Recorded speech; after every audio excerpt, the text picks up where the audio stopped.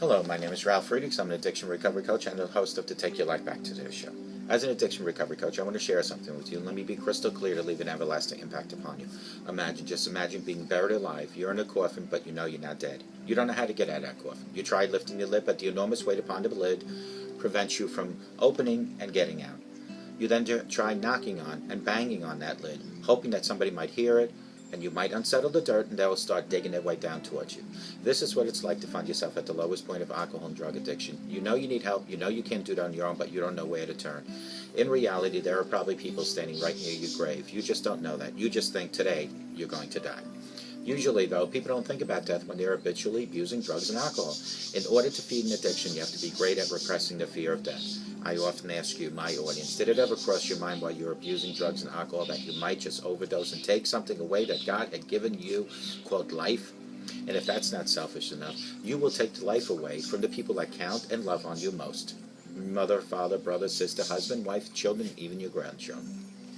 With this, let me leave one last thought. Don't be like the person that waited and waited and waited, didn't seek help, but then went to the grave and it was too late. Instead, pick up the phone and call me at 844-405-HELP, and I promise you I'll help you take your life back. For your life is God. I want to talk about 8 signs that you might be too stressed. Unless you surround yourself with Tibetan monks, chances are you have hard-pressed to find someone in your life, including you, that wouldn't say that they're stressed about something. And while stress can sometimes be good, it can help you conquer fears to motivate you and get something done. When you're constantly in a state of tension and anxiety, it can have an effect on your body's physical and emotional state. In fact, the CDC and prevention says that 90% of all illness and disease is stress-related. So what's the best way to handle your stress level? I'll try to help you by telling you 8 things.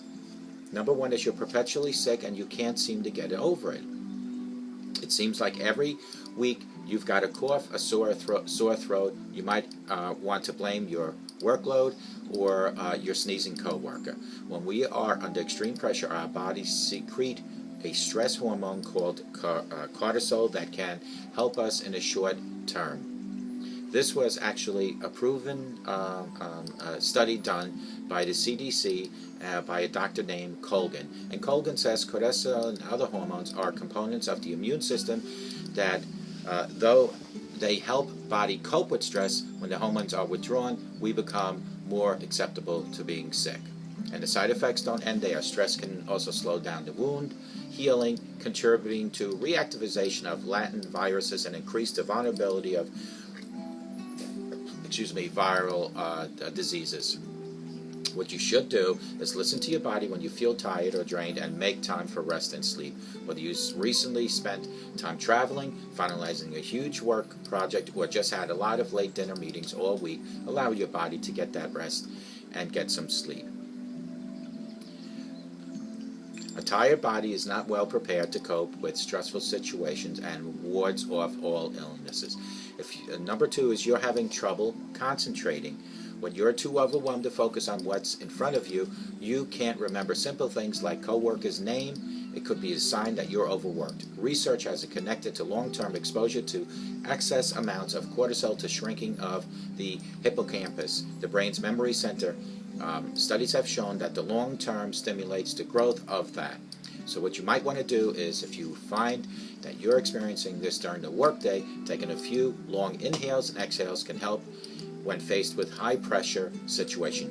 Deep, even breathing, not only affects whether or not our thoughts control us or we control them, but it also affects the body sensations that are experienced when faced with high-stress situations. The type of breathing can help control the heart rate and blood flow, as well as muscle tension.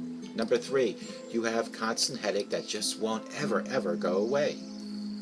If you're experiencing a throbbing or feel pressure anywhere in the head or temple area, there's a good chance it's tension or stress related, says Dr. Colgan. Oftentimes people point to particular troubles in their life that might be causing this pain, but lifestyles might be to blame instead.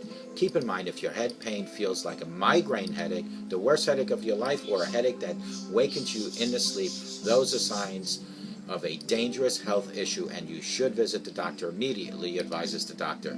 What you should do is, when stress is the cause of your headache, the easiest thing to say is have less stress in your life. But the advice itself is a stressful piece of advice. Knowing what your headache's coming from is a helpful therapy. People oftentimes feel worse worrying and trying to figure out what the cause could be. So knowing it's something not serious can make the person feel better. So hopefully it's not. Your back or your neck is always aching is number 4. If you've got knots in your shoulders, a stiff neck, or a lower back crammed up with a long day of work, it could be the constant of a job or a personal situation, not just the position you sit in or laying in at night. High levels of stress and tension create discomfort and muscle pain by tightening muscles and causing muscle spasms, says the doctor. What you should do is, first of all, make sure that you have the proper pillow. That's number 1. But stay away from those stressful situations at work. And try not to always look left and right constantly. But what you should really do is, many relaxation techniques can help with stress reduction, including guided imagery, taking deep breaths from a diaphragm, meditation, massages, and yoga. Try avoiding time stretching breaks throughout the day to help prevent muscles from tightening up. And make time for some of those yoga poses to unwind. Number 5, you have having trouble sleeping well. If you find yourself waking up or worrying or ruminating over things, it could be a sign of anxiety or depression, says the doctor. After a long day, sleep should come easy, and getting into bed finally be a time when you can shut your brain off and re-energize that brain. It's possible you have stress-related fatigue if you can't do that. What you should do is talk to your doctor if there's a regular occurrence and discuss whether a chronic stress may have led to depression, says the doctor. When you're not sleeping well, everyday annoyances might make you feel even more overwhelmed and frustrated because you're more vulnerable. A tired body is not well prepared to cope with stressful situations to ward off illnesses, says the doctor. You need to have 6 to 8 hours of sleep. Guaranteed. You cannot survive on 1 to 2 to 4 hours. Number 6, your hair is starting to fall out. Oh my God. If you're waking up with more than just a few strands on your pillow, you may be suffering from a medical condition called alopecia areata. This is an autoimmune skin disease brought on when the body's immune system attacks the hair follicles, causing small round patches of hair loss. It's not dangerous, but likely to be associated with severe stressor like an assault or significant traumatic event in your life. What you should do in most cases is typically a temporary condition, and your hair will grow back once stress is minimized. But don't be afraid to talk to your doctor about what's going on, because your doctor will know what's best for you. It's best to have an examination, as the hair loss could possibly be a sign of scalp fungal infection, a bacterial function, or even a thyroid. You're getting UTIs. If you've ever been in a meeting that dragged on for hours, so focused on an assignment that you didn't even get up to go to the bathroom break, you could be putting yourself at risk for UTI, otherwise known as urinary tract infection. When people are under increased stress or working too hard, they seem to prolong going to the bathroom, but you really need to get up and just go. What you should do is, come on, you're an adult. When you feel the urge to go to the bathroom, give yourself permission to take a break. An uncomfortable urinary infection is going to feel a lot worse when it does get infected. The sex in life is suffering. While you and your partner might not be aware of it, stress and tension are leading causes of erectile dysfunction, I should say. A lot of men walk into my office and say they want Viagra, but oftentimes I tell them don't think the pill will help the problem. What they need to do is de-stress themselves. It's a vicious cycle, as erectile dysfunction can also cause more stress for a person to experience it. And since they're stressed, sometimes guys will start drinking alcohol to reduce their ambitions. But I will remind them that there's a muscle relaxer, so it won't help perform better in the sexual relationships by taking the Viagra.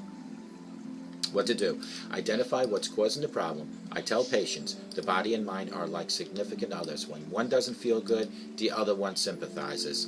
If you're having a rocky relationship, increased financial stresses, or lost your job, it's illogical to think that with all that worry and tension in your life, your body is going to stand by idly and not act differently. The doctor also recommends talking to your partner and letting them know what's going on in order to work through the problem together as a team. I tell them the answer isn't a pill, it's the solution. Is for you and your partner to communicate so you can help understand what you're going through and they can understand what you're going through. If you can work to relieve the tension, your sex life will be improving dramatically. Talk to your doctor. Those are 8 signs of stress. I hope If you have any questions, you call me at 844-405, and together you and I will help you take your life back. Take care.